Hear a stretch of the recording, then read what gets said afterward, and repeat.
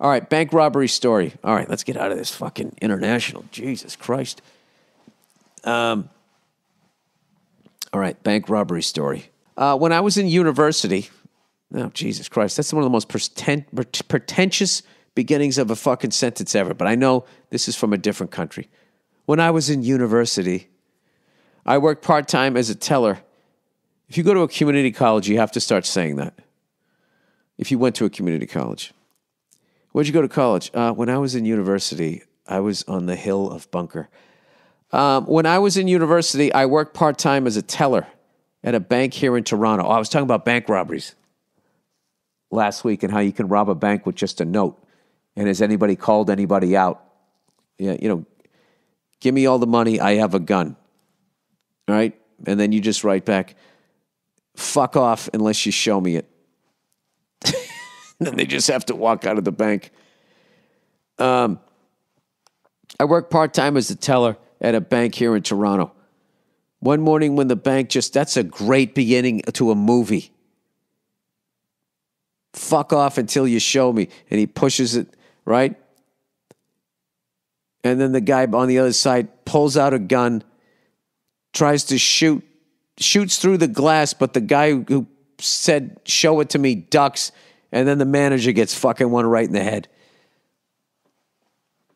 And then what happens? I don't know. There's a love interest. When I was in university, I worked part-time as a teller at a bank here in Toronto. One morning when the bank just opened and relatively empty, two men masked came in screaming, saying they had guns, hands in their hoodie pockets, pretending like they had guns. The fucking balls that takes to risk your freedom and then not. What if there's a guy in there that has a gun? Anyway, they walked over to the vault and tried to open it. When they realized the vault was locked, they ran out of the bank. The dumb fucks assumed it was like a movie where the vault door would open and there would be a pile of cash just sitting there. The best part of the story is they ended up getting caught. No way. About an hour later, based on a witness seeing them flee. These dickheads got charged and went to jail without a loony to show for it. I guess that means any money. Some loot. All the best, and go Leafs and Raptors.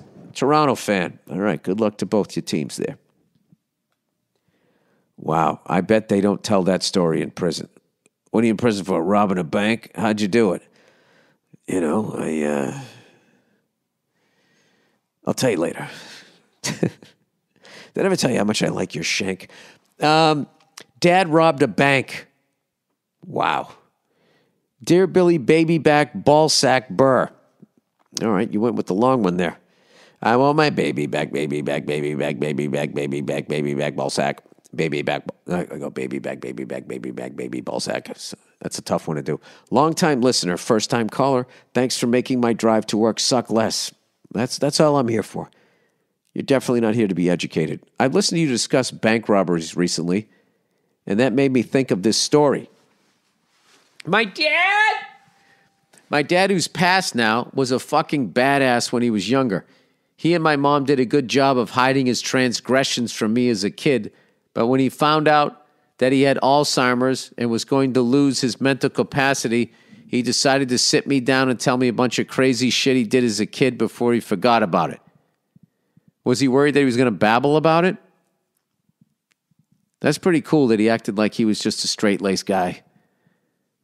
Anyway, he was a very intelligent guy. He worked for the family car salvage yard, which had its start through less than legal means. I'm not fucking with you. He could look at a car key someone was holding in their hand, and he could cut a copy from a memory later on, which he would use to steal the car and strip it for parts. I mean, there's another great character for a movie. He almost got caught when he did this to his girlfriend at the time's father. He stole his dad's car? Jesus Christ, his girlfriend's dad's car. Wow.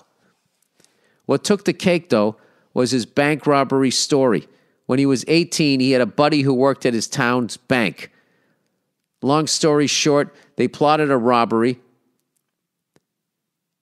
My dad was let into the vault by his friend, and he walked out with a duffel bag containing $400,000 in cash in broad daylight. Carried it down the street and everything. My dad hid the money, and they were going to split it once things cooled down.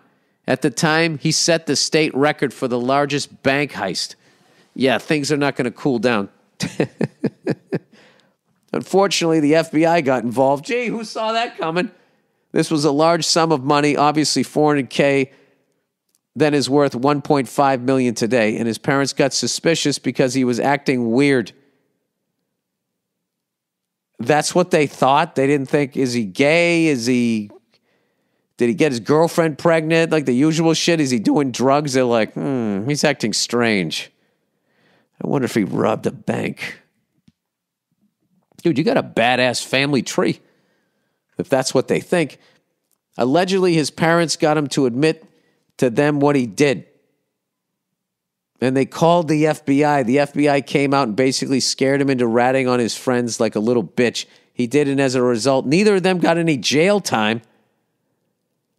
It sounds like a white story here. They just had to return the money. He never gave up where he had hidden the money, so whether or not the full sum was returned or not is unclear, but I hope he at least kept a little. Fuck the banks. Bill, I swear to God, I thought he was fucking with me until I found multiple newspaper articles about the robbery and named him by name, confirming all of this. I was blown away. Is there any way that you can confirm that he could actually look at a car key and cut it from memory? Man, I don't know anything about cutting keys, but that seems like... I was just making sure he wasn't an old man putting a little mustard on the story there. Anyway, he was a great dad. He was a great dad to me. He turned his life around, and I couldn't have asked for a better role model growing up. That's great. I miss him, but remember him fondly as a father and as a fucking badass when he was young. How many people out there can say their dad set a state record? That's exactly how you should bring it up, and they'll be thinking you're talking about track. Be like, no, he robbed a bank for the most money at that time, $400,000. So why don't you tell me about your mother's fucking pie? All right, thanks and go fuck yourself. All right. Bank robbery story. Oh, my God. Hey, Billy Radish Taint. God damn it. Do you guys ever run out of ginger jokes? I mean, this is fucking amazing. I've been doing this podcast since 2007, and you motherfuckers, every time I think we're out of vegetables, we're out of fucking all these different things you can call me. My God. Carrots, radishes. I mean, it just never stops. We're not even up to the top of the fridge. We're still in the crisper. You know what's funny? I have a bright orange fucking refrigerator in my office, too. I keep it real. Bank robbery story. Hey, Billy Radish Taint. I got a bank robbery story for your chalky powdered donut ass. This guy's just killing me with the food references here. I used to manage the teller line. Who would have thought that this was going to take off? This is fucking great. I want to hear from tellers and all the dumb ways people tried to rob your fucking banks. You'd think that this would trend more. You know what I mean? Somebody came in to rob a bank and it didn't fucking work. Wait a minute. Did all the bank robbers just kind of go into like identity theft? They kind of do it on like the internet, internet now, right?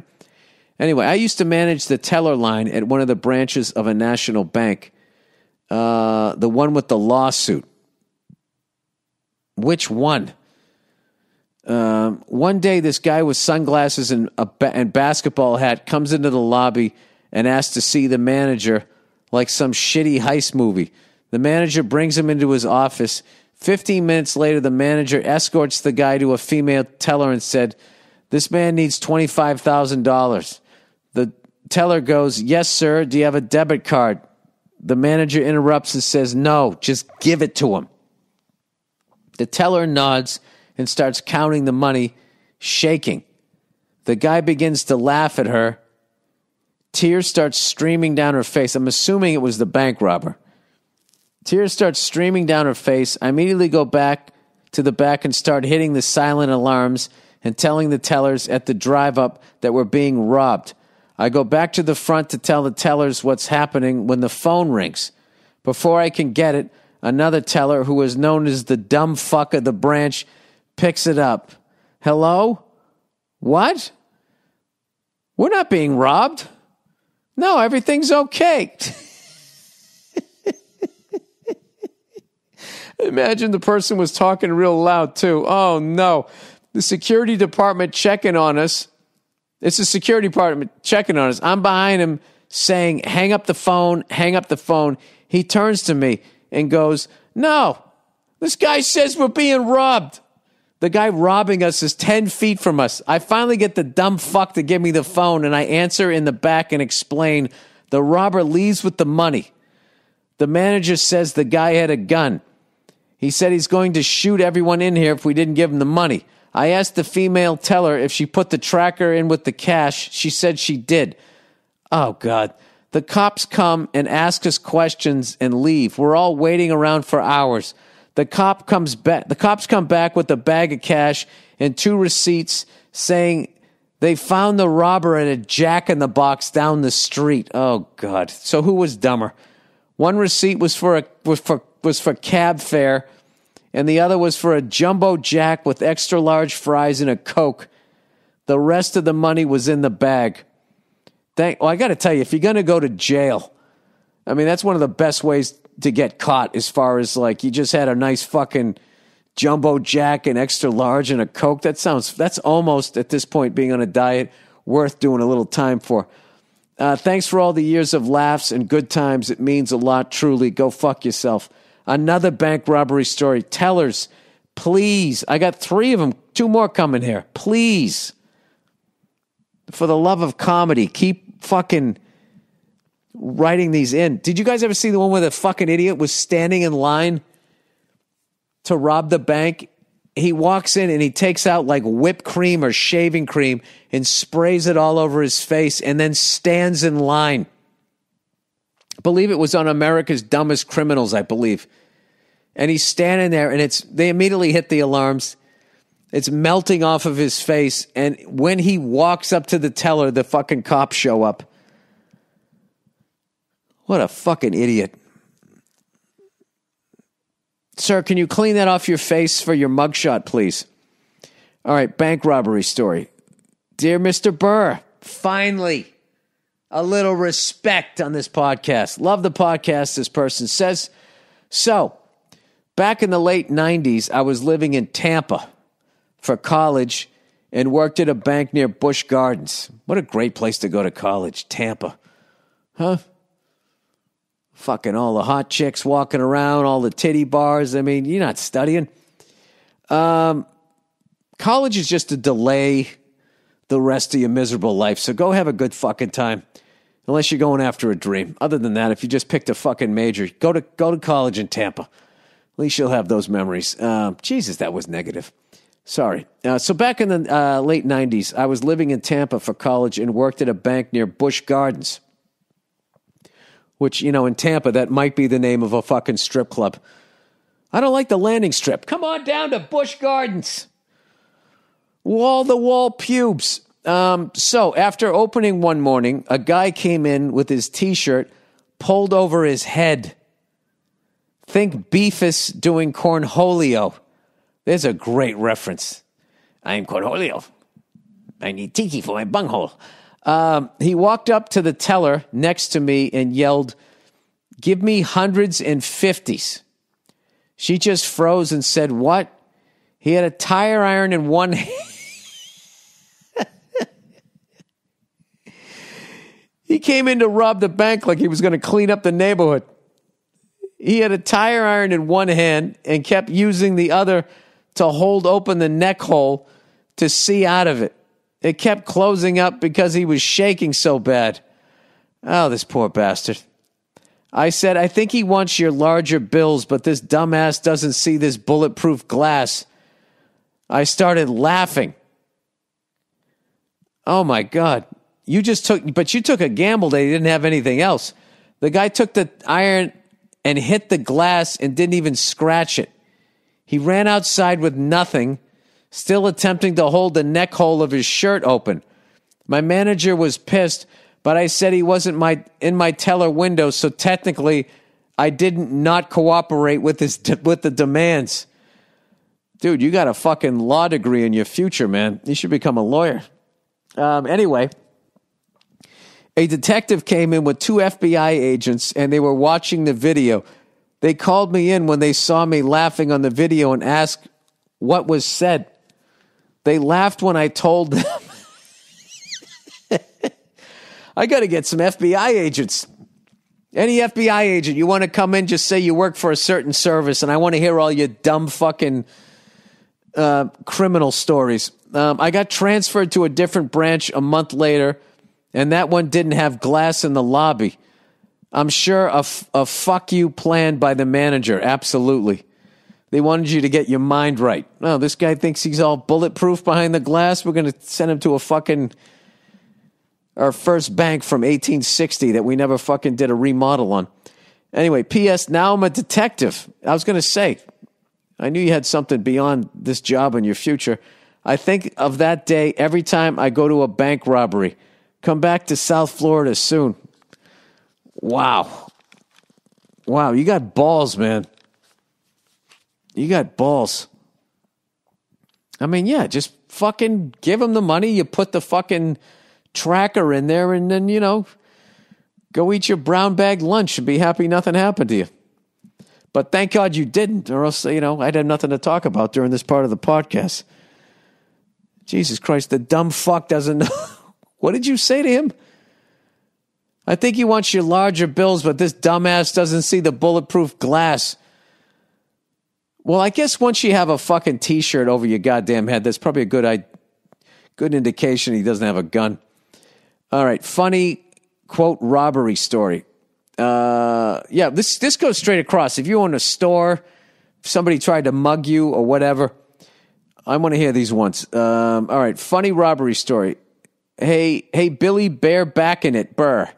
So I used to work in a pizza place. I really wish you said parlor for my accent. A pizza parlor. That was very busy. That was a very busy spot after the bar let out because we had huge slices and we're open until 4 a.m. Well, absolutely. Every town has the big slice of pizza back on the East Coast. You got to have it. We used to have this great place in Boston. And it was a great slice of pizza too. It was basically a double wide slice of pizza. It was this bar called Dominic's. It was right across from the legendary Nick's Comedy Stop where I started 30 years ago on March 2nd.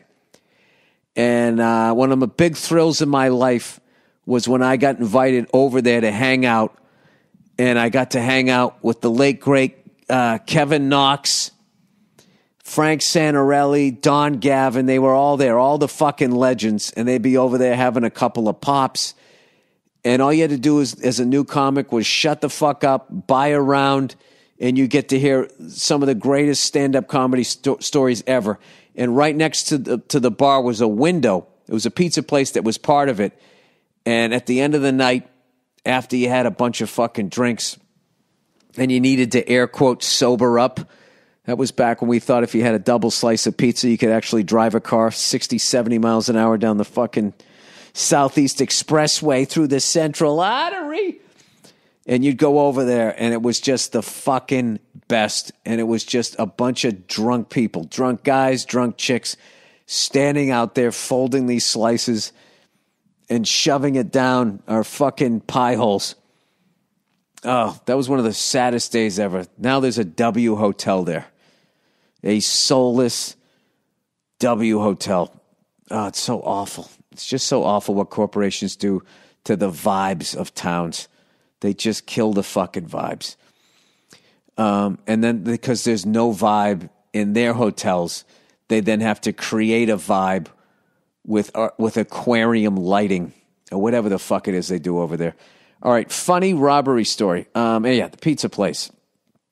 It was a very busy spot after the bar let out because we had huge slices and were open until 4 a.m. Now, while I worked there, tons of employees came and went, mainly because it was really long hours. Regular hours involved working 4 p.m. to 4 a.m. 4 to 4. Wow. So one night, while working, a dude came in with a bandana on his face, and he yells at me, "Give me all the money," while his hands is in his pockets that look like he had a gun. Without even thinking, I say, "Go fuck yourself."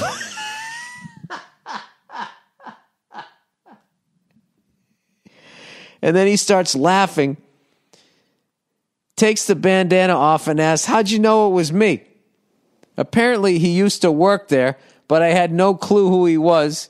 It took me a second to even recognize him after telling me this. So if this had been a real robber, I would have either just thwarted him by standing firm or I would have got my ass beat or killed.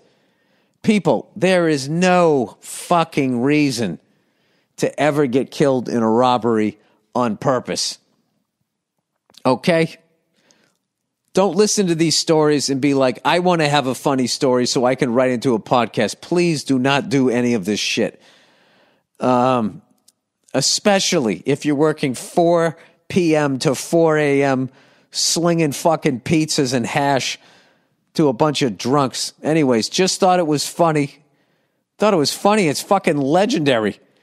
Just thought it was funny that I was so pissed that someone tried to rob us that I had no regard for my own safety. Please tell me they at least gave you Employee of the fucking Month. Give me all the fucking money. Go fuck yourself. I don't even feel like I can. You know what? In honor of you, I'm not going to say go fuck yourself because you already did it to end this podcast.